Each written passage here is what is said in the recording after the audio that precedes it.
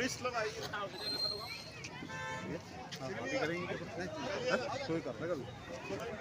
6 वार्डों के हमारे पार्षद प्रत्याशी हैं, हमारे भगवान दास सोनकर जी, भागचंद साहू जी, गोपी रजक जी, सीमा चौरसिया जी हमारे साथ है। हमारी पूर्व पार्षद रही और चेयरमैन रही दुलारी साहू जी, आदरणीय धनेश्वरी साहू जी हमारे साथ है, मोहनी जी। हमारे 6 वार्ड से यहाँ पे पार्षद उपस्थित है, पार्षद प्रत्याशी उपस्थित है। सम्माननीय अध्यक्ष दीपक बैज जी का लखोली की पावन धरा पर स्वागत है। आप सभी ताली बजाकर स्वागत करें। मैं आमंत्रित करता हूं प्रदेश कांग्रेस कमेटी के हमारे राजनांदगांव शहर जिला कांग्रेस कमेटी के प्रभारी भाई ब्रिजेश शर्मा जी आए। स्वागत करें भाई ब्रिजेश शर्मा जी। सुरेश देशमुख जी आए, स्वागत करें। महिला कांग्रेस की अध्यक्षा माया शर्मा जी आए, स्वागत करें। प्रतिमा बंजारे जी आए, स्वागत करें।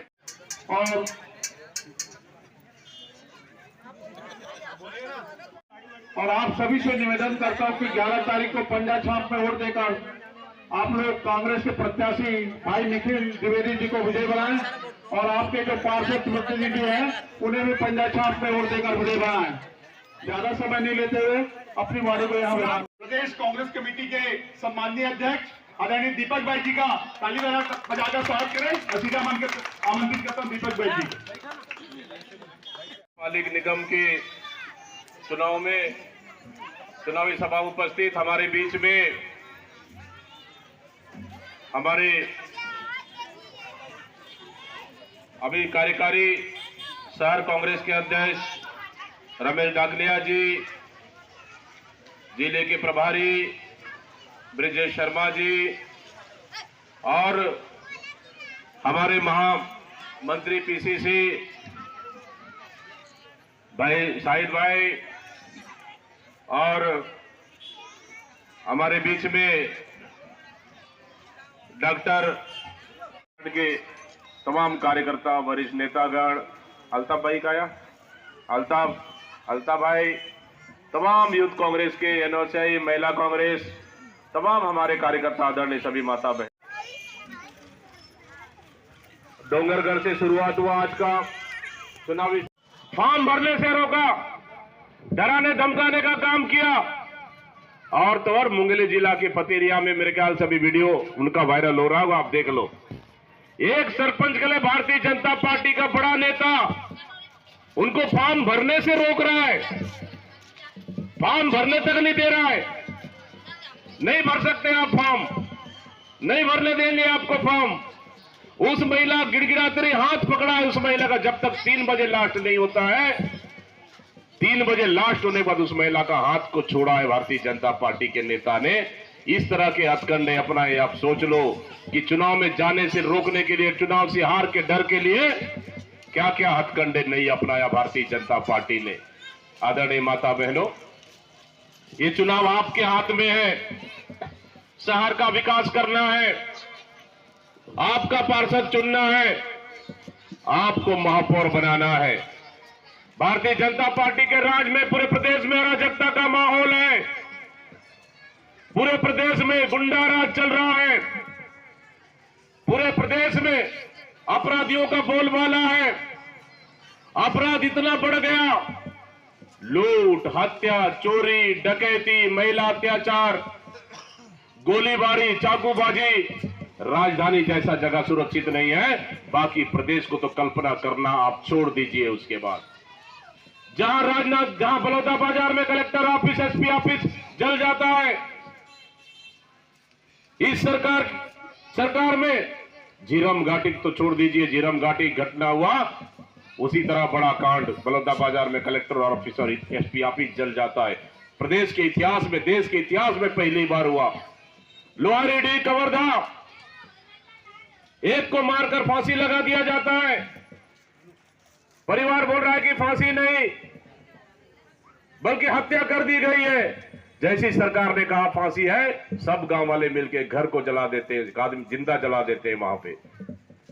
उस केस में पूरे गांव वालों को उठाकर ले जाते हैं पुलिस थाना में एक प्रशांत साहू को मार मार कर हत्या कर दिया जाता है। 3 हत्या हुई 3 दिन में वहां पे। अधिकारी आपस में लड़ रहे, जनता अधिकारियों को मारने पे मजबूर। बेबस है सब इस सरकार में।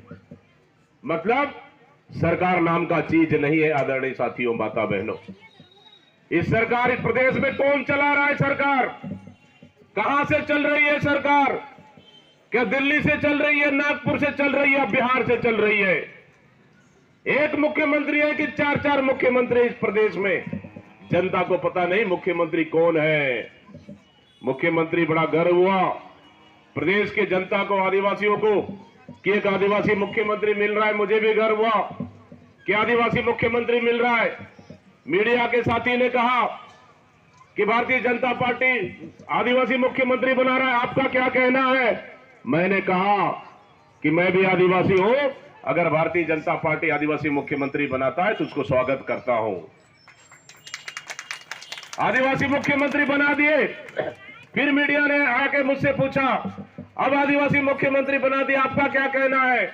मैं उसी दिन मुझे शंका जाहिर हुआ। उसी दिन मैंने कहा आदिवासी मुख्यमंत्री तो बना दिए, लेकिन देखना रिमोट कंट्रोल से चलेगा वो।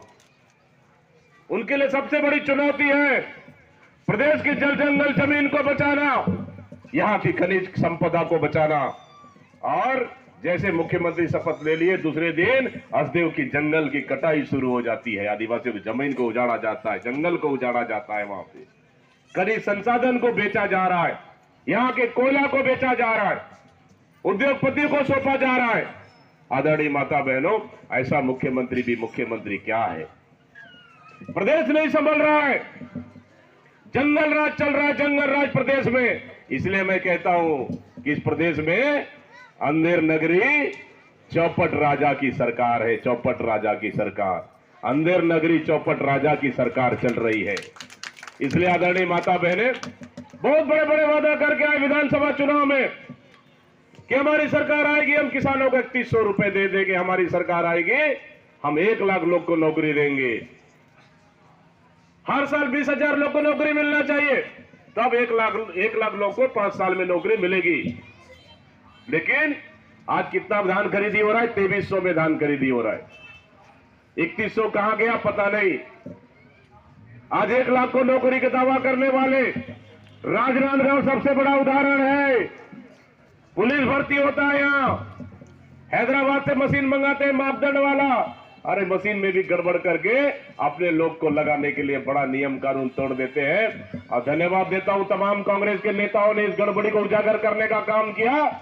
एक छोटा सा सिपाही आत्महत्या कर लेता है, हाथ में लिख देता है, हम जैसे छोटे लोगों को मोहरा बना दिया जाता है, इसमें बड़े बड़े लोग शामिल हैं। हम पूछना चाहते हैं इस सरकार से, बड़े बड़े लोग कौन है जो युवाओं का हक में डाका डाल रहे हैं?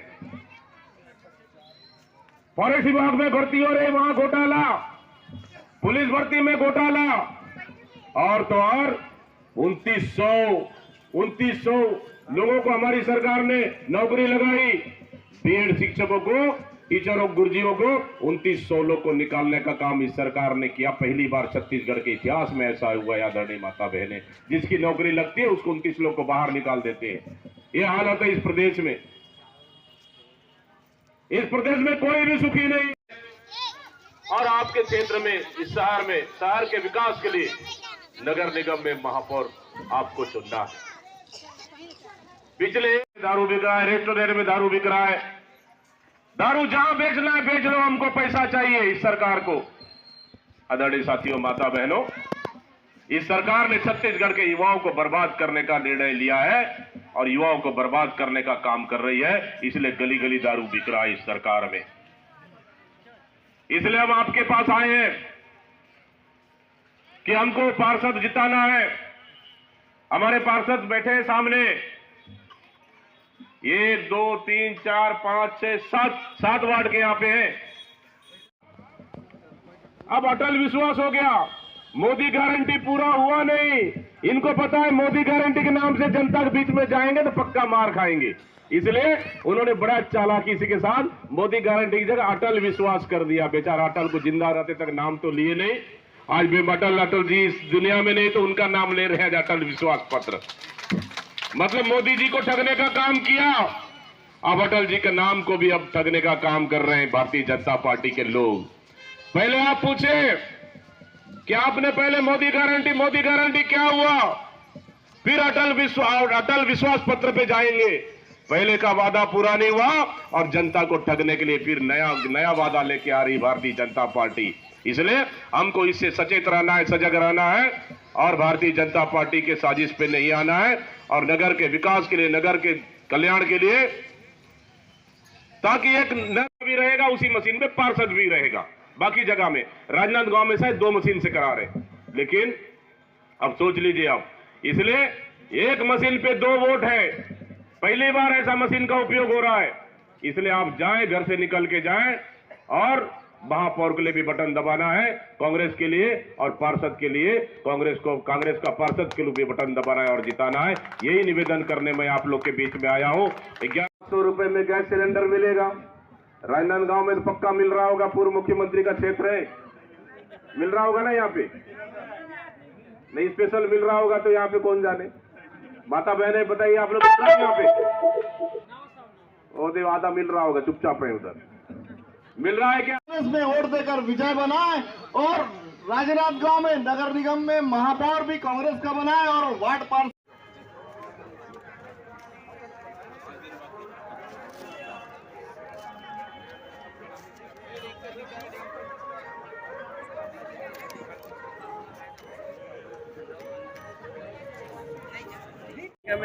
कांग्रेस का जो प्रचार उसमें बिखराव दिख रहा है, वरिष्ठ उतने नो डाउट। देखिए, पूरे प्रदेश में हम लोग को प्रत्याशी चयन करना है। हम लोगों ने कोशिश की बेहतर ढंग से एक पार्षद से लेके जो जमीनी कार्यकर्ता है वो चुन के आ जाए, जो कांग्रेस के लिए दरी उठाने का काम, दरी बिछाने का काम, झंडा लगाने का काम, पार्टी में काम करने का काम, उन कार्यकर्ताओं का मौका दिए। विधानसभा लोकसभा बड़े नेता लड़ते हैं, लेकिन ये चुनाव जो है ना छोटे कार्यकर्ता का है, जो हमेशा 24 घंटा झंडा उठाते हैं, उनको हम लोगों ने मौका दिया है।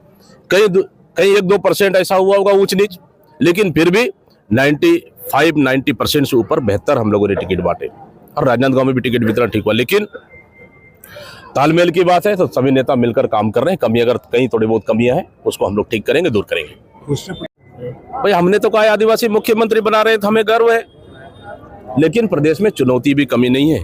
जल जंगल जमीन माइंस बचाना सबसे बड़ा चुनौती है, लेकिन हमारे मुख्यमंत्री अपने आप को आदिवासी तो मानते नहीं है। ये तो जनजाति है, आदिवासी नहीं है, वो जनजाति है। वो जनजाति है, लेकिन दीपक बैज असली आदिवासी है। लेकिन जब से मुख्यमंत्री बने, दिल्ली से रिमोट कंट्रोल में चल रहे हैं। मुख्यमंत्री कौन चला रहा है? 4 मुख्यमंत्री या उसके नीचे और 3 मुख्यमंत्री है। सरकार कौन चला रहा है पता नहीं, दिल्ली से चल रही है, नागपुर से चल रही है या बिहार से चल रही है। इसलिए सरकार का कोई नियंत्रण नहीं है। अपराध चरम पर है, अपराधियों का मनोबल बढ़ा हुआ है, सरकार का कोई नियंत्रण नहीं है। इसलिए पूरे प्रदेश में अराजकता का माहौल है। कहीं न कहीं इससे जनता में काफी नाराजगी है। सरकार से प्रदेश संभल नहीं रहा है, इसलिए हम नगर सरकार इस समय कांग्रेस जरूर बनाएगी। अध्यक्ष जी, आपने और आप देखिए, कोई गुटबाजी नहीं है, सब अपने अपने स्तर से काम कर रहे हैं। हमारा लगातार सभी नेताओं से संपर्क और बातचीत चल रहा है। अगर थोड़े बहुत भी अगर कहीं तालमेल में कमी है तो निश्चित रूप से उसको हम लोग ठीक करेंगे।